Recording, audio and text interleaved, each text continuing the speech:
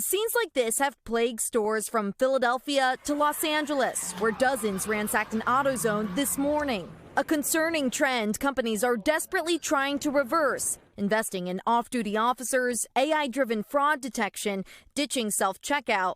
And you probably have seen those locked cases. I feel like everything is being locked up nowadays. Customers will also start seeing body cameras. TJ Maxx, the parent company of low-cost retailers TJ Maxx, Marshalls, and HomeGoods, has started rolling out body cameras used by specially trained employees.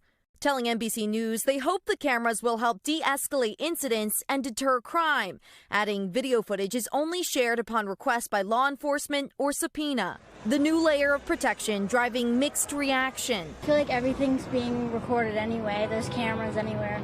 Others wish surveillance didn't go that far. I don't like any of it, right? But I think it's a sign of the times. Some analysts question whether retail crime is overblown with limited, precise data. The vast majority of retailers report that shoplifters are more aggressive, and inventory losses, primarily driven by theft, swelled to $112 billion in 2022, up from $94 billion the year before. The number one criteria now is safety. There's harm to the individuals involved, harm to that place and harm to that organization, but also harm to that neighborhood. TJ Maxx isn't alone in its use of body cameras. One survey shows more than a third of retailers are researching the technology and 11% are already testing it. TJ Maxx says the cameras have already made a difference for them as a new landscape of crime ushers in new defenses.